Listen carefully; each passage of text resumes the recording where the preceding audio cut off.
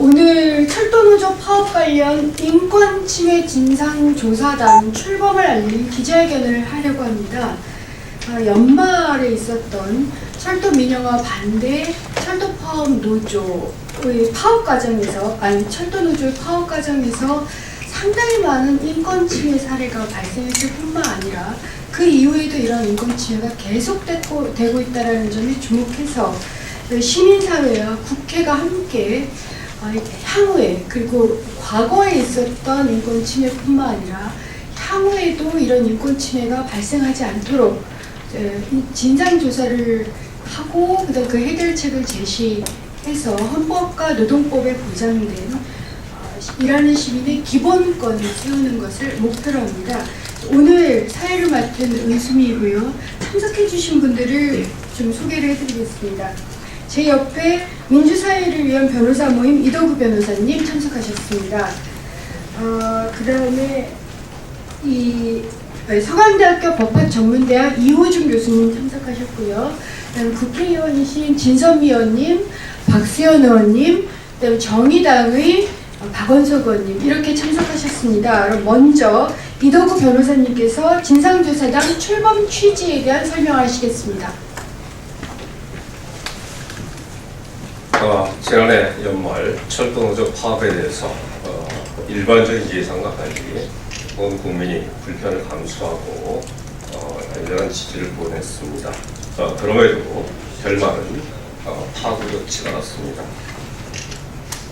대통령께서 말씀하시길 비정상을 정상으로 만드는 것 참 옳은 말씀입니다. 그런데 우리나라에서 가장 비정상적인 것, 이것은 노동권 관련 분야라고 생각합니다.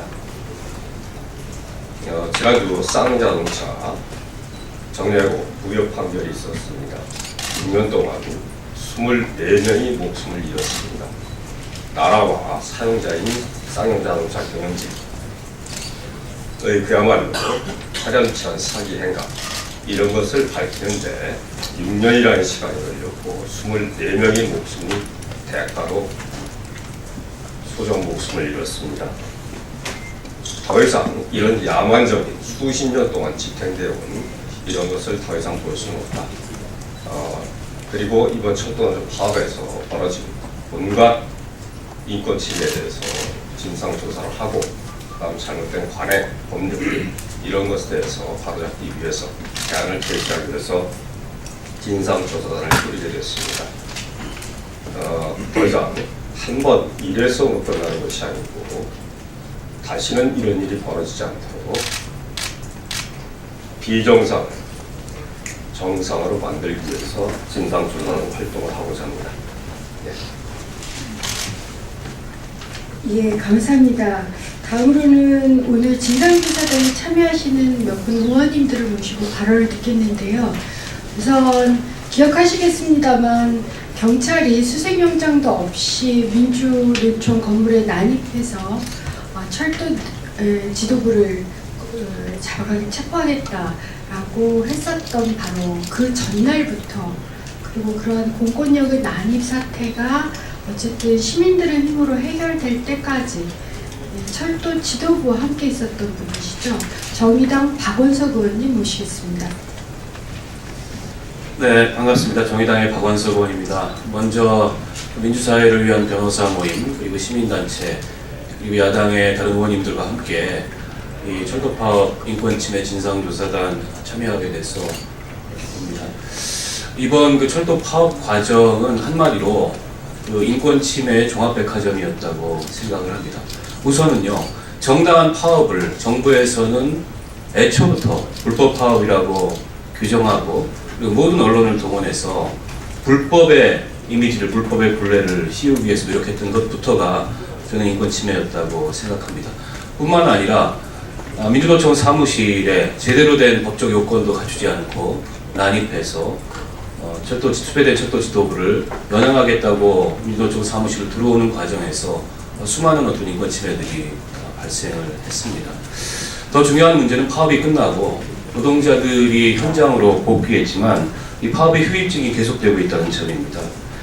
지금 파업 현장으로 복귀한 노동자들에 대한 탄압이 계속해서 진행이 되고 있습니다. 상상도 하지 못할 액수의 손배 가압류가 기다리고 있습니다. 조합원 8,797명이 직위해제가 됐고 198명이 고소고발이 됐습니다. 490명이 징계위원회에 회부가 됐고 지금 152억 그 손해배상 청구, 116억에 대한 가압류 집행, 10억 원의 위자료 청구 소송 진행이 되고 있습니다.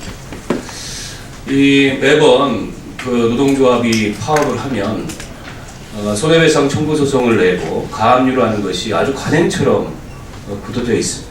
전 세계의 어느 노동권을 보장하는 나라에서 노동조합이 헌법과 법률이 정한 절차에 따라서 파업을 했다는 이유로 업무방해라고 하고 손배 가압류를 진행을 합니다.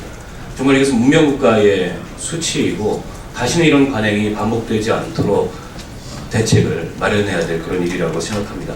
지금 다행스럽게 시민사회와 지식인들을 중심으로 이 손배 가압류에 대응하기 위한 그런 자발적인 모임이 구성이 돼서 손배 가압류 폐지를 위한 그런 운동이 진행이 되고 있습니다. 이번에 이 철도 파업에 대한 진상조사단 활동과 또 손배 가압류 폐지를 위한 그런 활동이 잘 만나서 이 노동권 확립에 새로운 계기가 마련됐으면 하는 바람을 갖고 있습니다.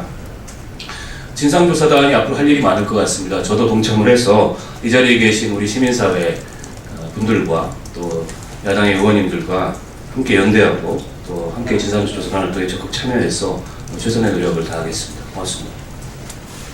네, 다음으로는 저희 민주당 박수현 의원님 잠깐 저희 민주당 그럼 진선미 의원님이 출범 선언문을 낭독해 주실 거라서 사후에 하시고 다음으로 그러면 진상조사단 조사 범위 및 계획을 이호준 교수님께서 설명해 주시겠습니다.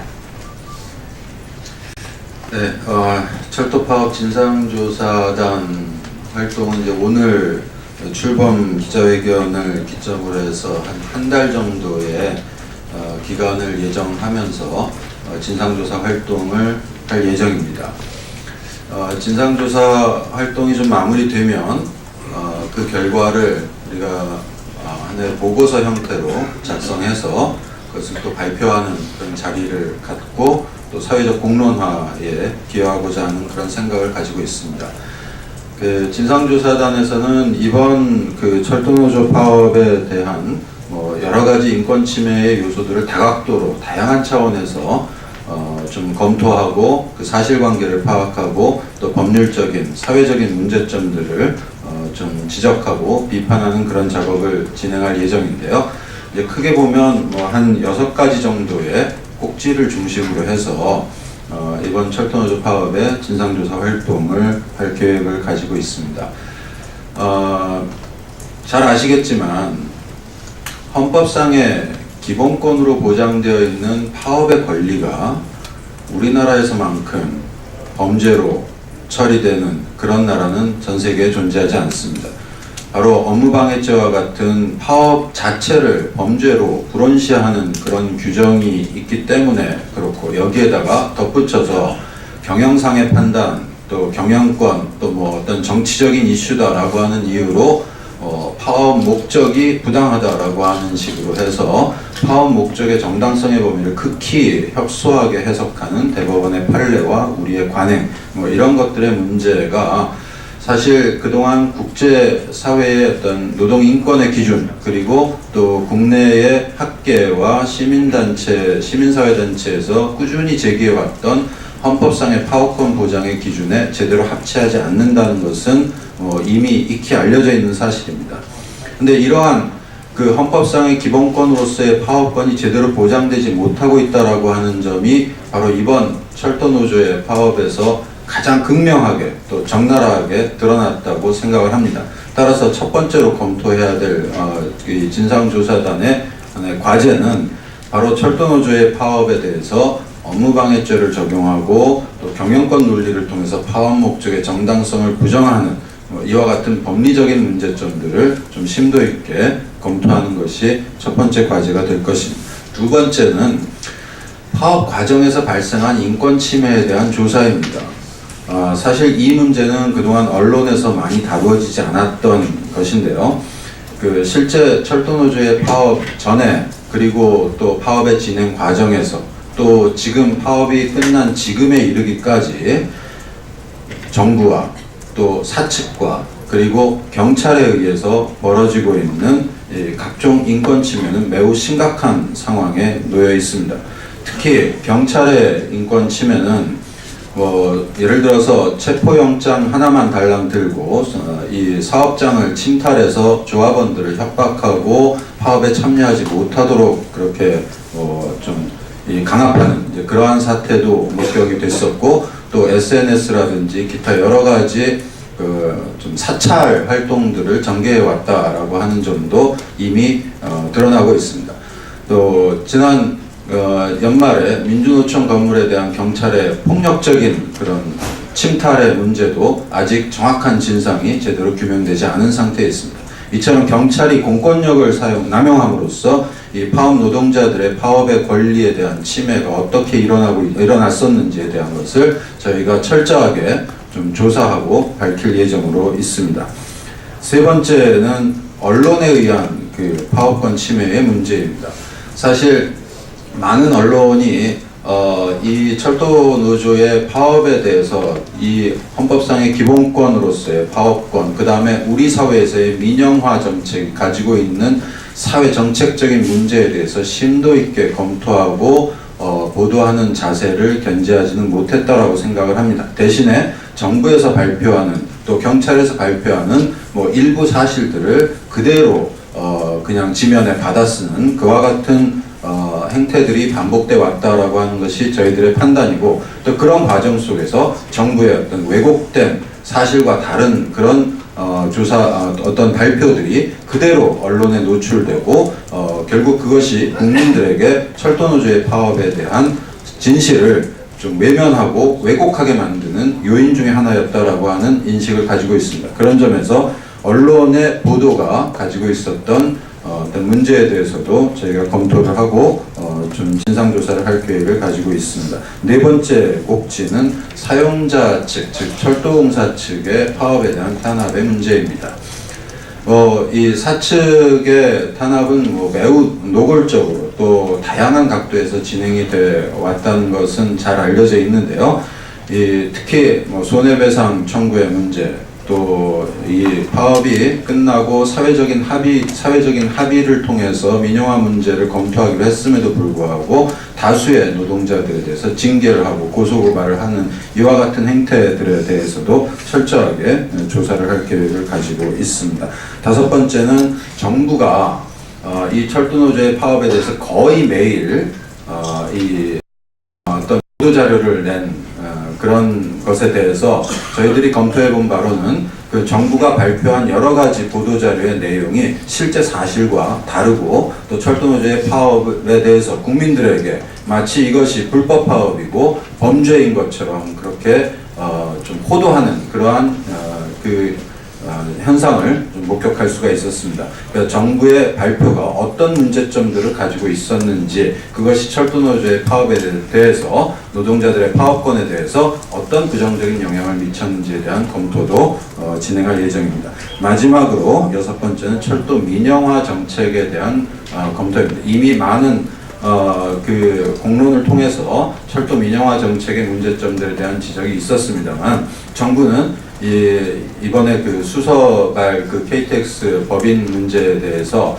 이것이 민영화 정책이 아니다라고 하는 태도로 일관해 왔습니다. 과연 이것이 철도노조, 철도 사업의 어떤 민영화라고 하는 큰 정책의 틀 속에서 어떤 의미를 가지는 것인지, 또 민영화 정책이라고 하는 것이 과연 국민을 위한 바람직한 정책인지의 문제에 대해서도 함께 검토를 할 계획을 가지고 있습니다.